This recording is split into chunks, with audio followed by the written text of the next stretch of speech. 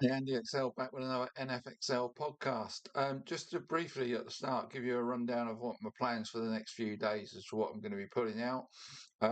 This pod will be to do with the update after week 14 of the team power rankings.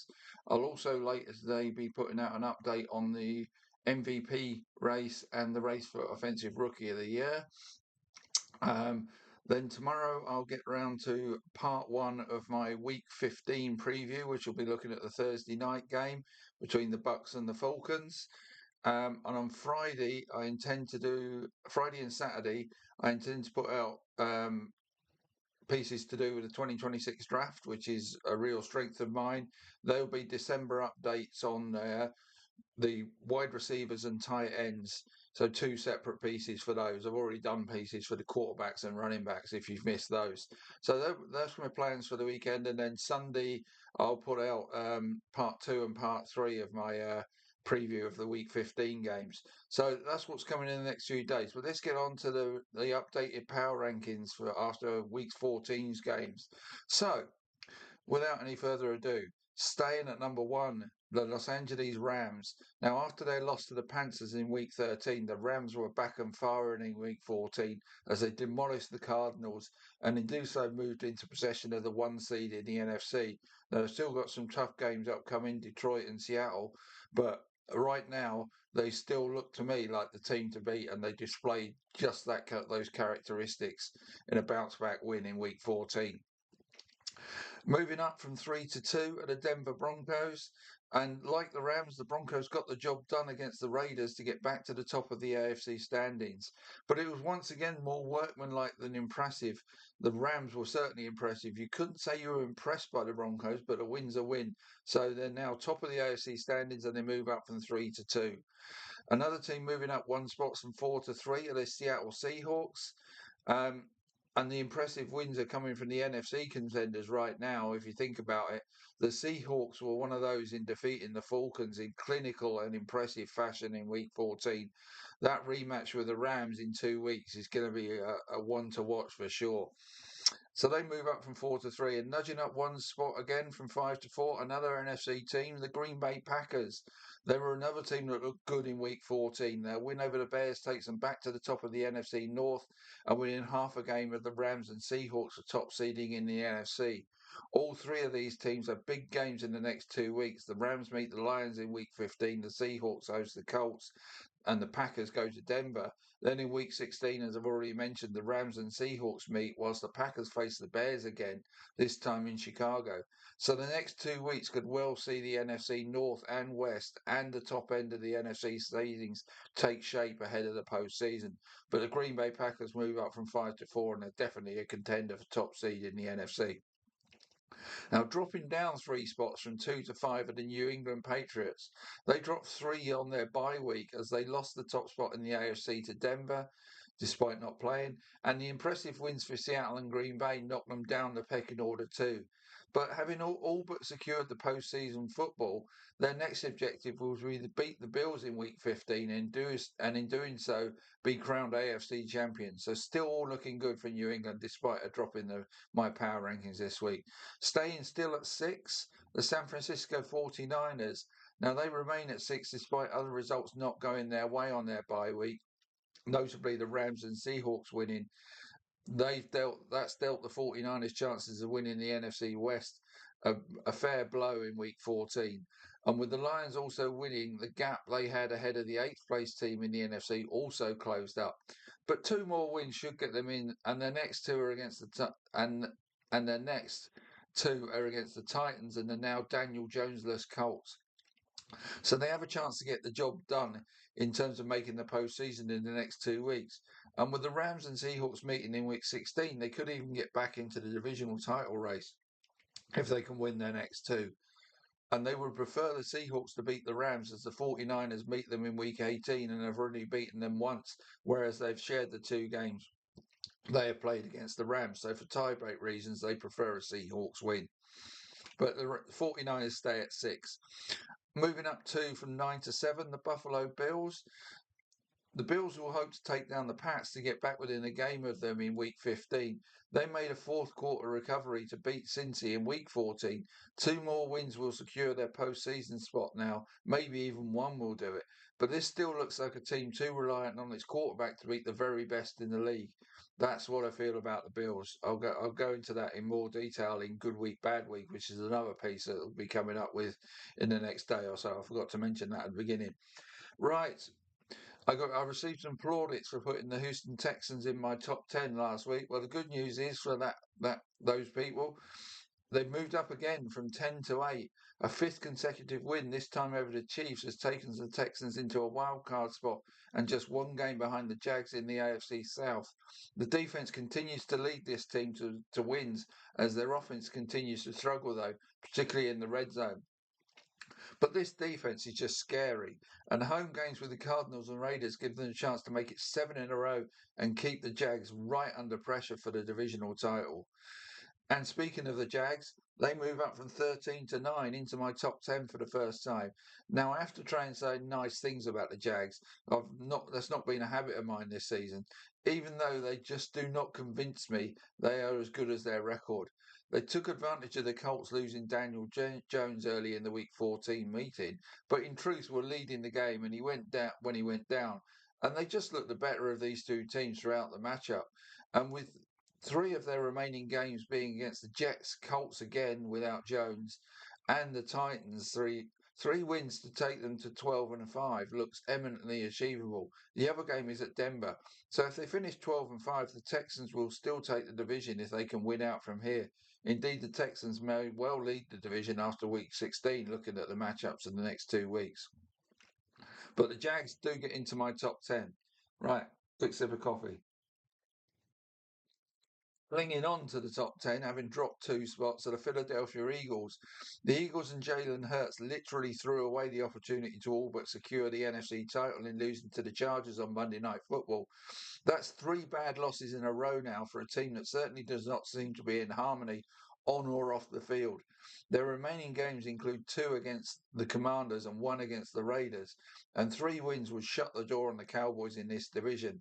But right now, the Eagles cannot be relied to deliver against any opposition, really. Right.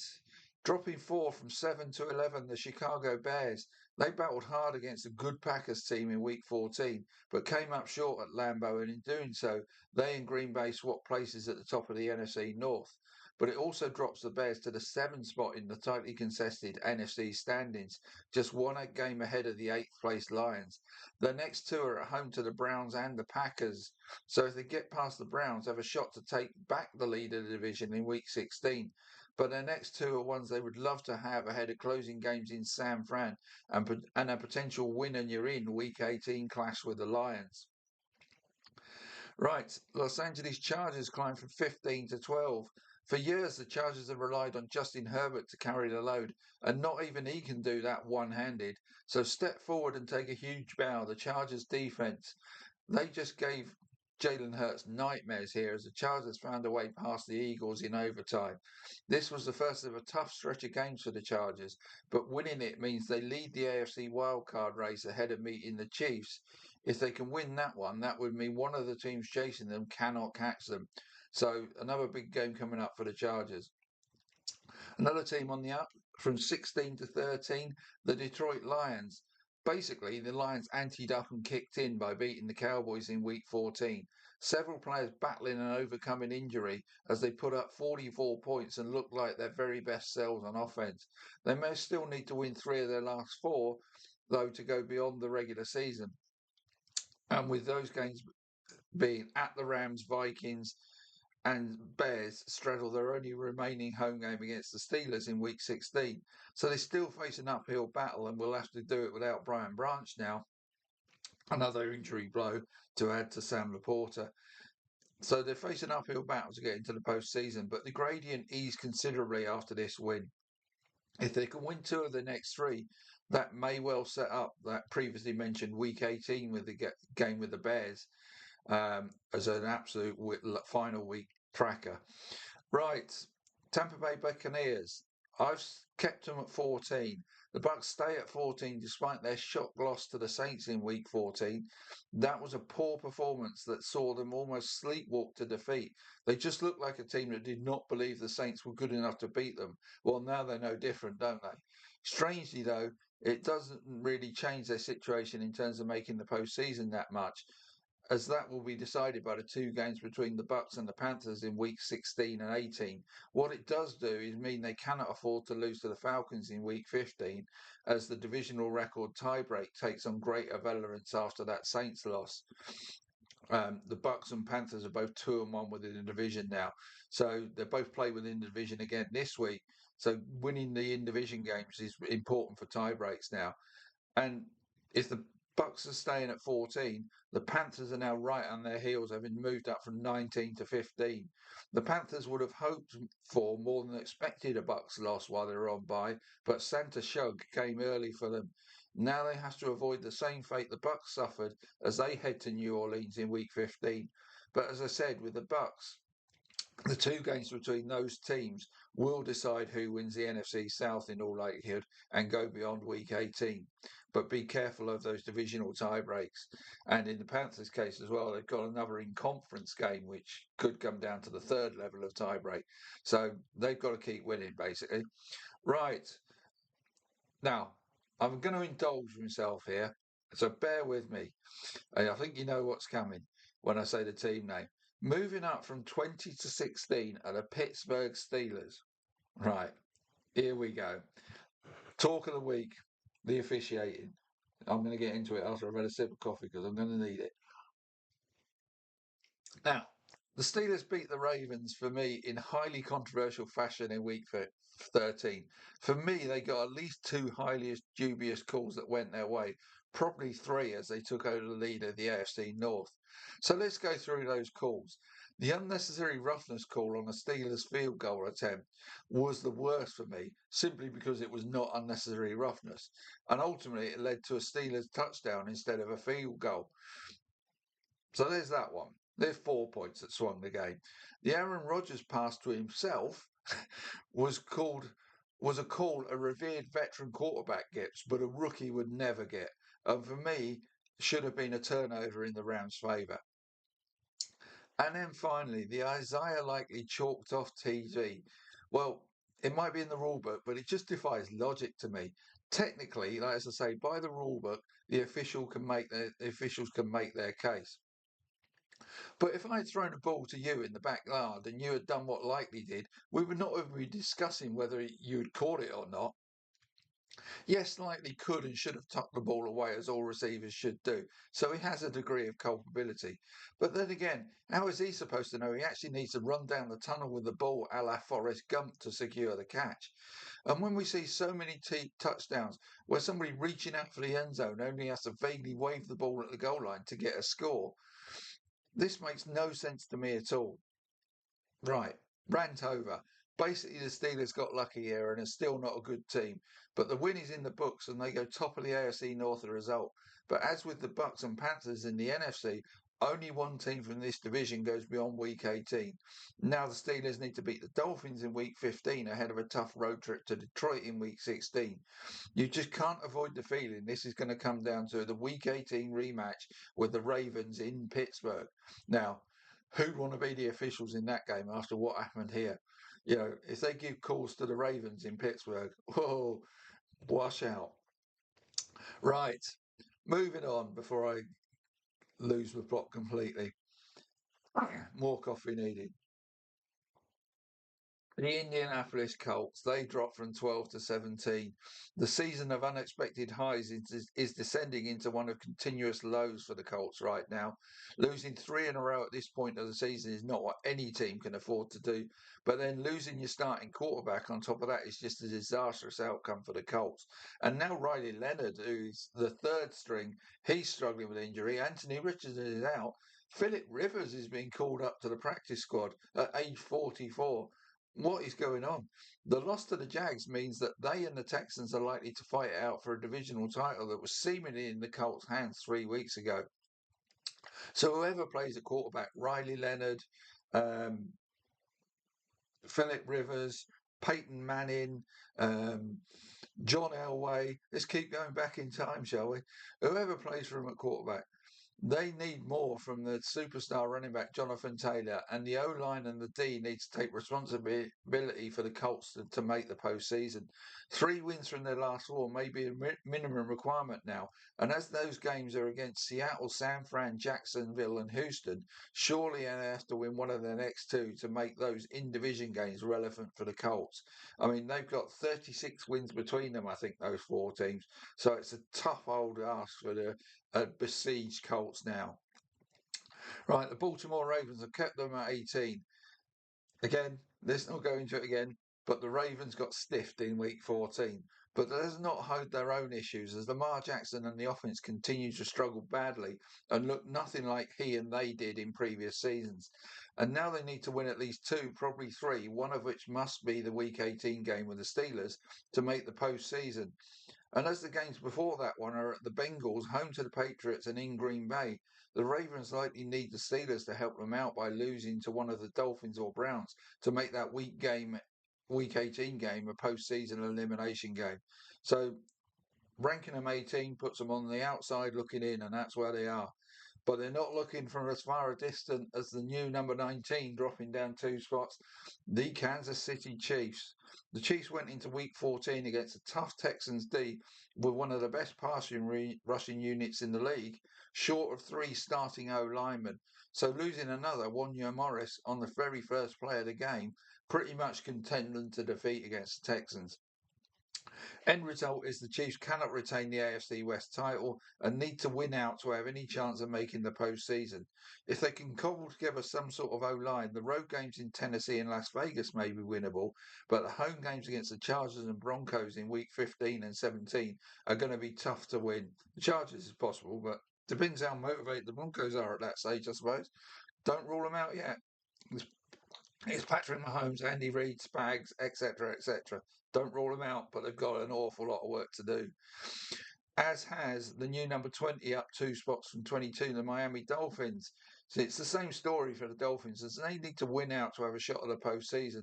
Only difference is they are on a 4-game winning run, have easily beaten the Jets team reduced to its 3rd string quarterback in week 14. So now they need to win in Pittsburgh, then at home to the Bengals and Bucks, in order to go to New England with a shot at making the postseason in week 18. But they're still climbing that stairway to postseason heaven. Right. Dallas Cowboys dropped from 11 to 21. I said last week that the Cowboys had rounded up a posse and set off after the bad guys, but may have done so when they were already across the border. Well, following their week 14 loss to the Lions, the Cowboys basically need those bad guys to hand themselves in, as even winning the last 4 games may not be enough to go beyond week 18.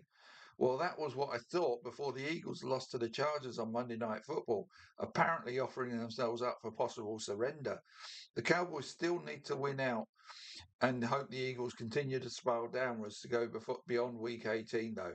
So those are the 21 teams that are still in postseason contention. So from here on in, it's going to be briefer because they've got nothing to play for. The Minnesota Vikings move up from 24 to 22. The remaining 11 teams, as I say, have just 4 games left to play this season, starting with the Vikings, who were the latest to exploit the poor Commanders' pass defense as they get a 5th win to move up to 11th in the NFC standings, but they're out, basically. The Cincinnati Bengals. The Bengals lost to the Bills, leaving 3 games back of the Steelers, who have the head-to-head tiebreak over Cincy 2. Barring a miracle, it's time to start booking tee times for the wildcard week, Bengals players. They dropped 2 spots. The Atlanta Falcons dropped 1. The Falcons can do likewise as the Seahawks in terms of booking golf, as the Seahawks took them apart in week 14, meaning they cannot win the NFC South now. The Arizona Cardinals stay at 25, and there are some lovely courses in Arizona too. The Rams showed how big the gap between the Cardinals and them is, and how big the gap they need to close next season. To close that gap needs a very big hit with the driver rather than a nice wedge shot. Keeping the golf analogy going. But that's enough of that for now. Let's drop that one. Cleveland Browns, they stay at 26. It tells you something when positives are seen from a home loss to the Titans. Still, Shadur Sanders is making his case to be their starting quarterback for 2026. He's got the gig for the rest of this season. And Myles Garrett got another sack as he continues to chase down the single season sack record. The Washington Commanders stay at 27. What's that bad smell? It's the stink coming off the Commanders' pass defense. That and the running back situation must be top of the Commanders' off-season to-do list. New York Jets stay at 28. When losing Justin Fields and Tyrod Taylor are crippling blows, you know why a team is where it is. The New York Giants, 29, they stay there. The Saints win drops the Giants to the bottom of the NFC standings. When healthy, they are way better than that, though. And now they hold the second overall pick in the 2026 draft. Use it wisely, and who knows what 2026 could bring. The Raiders stay at 30. I thought about dropping them. If the Commanders' pass defense sticks, the Raiders' O-line is humming. And he's actually a health hazard. Just ask Geno Smith. The New York Saints have kept him at 21, but Tyler shrugged in his prospects for being the Saints' 2026 starter. No harm in this win over the Bucks. And the Titans got a win as well, but stay at 32. They're win number 2 of the season in Cleveland. They continue to fight and battle and got their reward here. Bonus is that despite the win, they still have the first overall pick in the 2026 draft right now. But if they play like they did last week, they may lose that. But let's see what happens. So that's my power rankings updated after week 14. Like I say, next piece will be an update on the MVP and offensive rookie of the year. Then I'll do a piece, my normal weekly piece, good week, bad week. Then tomorrow I've got the preview of the Thursday night game. Friday I'm going to do me wide receiver December update for the 2026 draft. Saturday will be the tight end version of that. Sunday you'll see my preview of the remaining part 2 and part 3 of the week 15 previews. So that's what's coming up in the coming days. Plenty for you to look forward to. I must say a thank you to all the new subscribers I've got and the extra viewers. It's really well appreciated. I hope you're enjoying it. See you soon.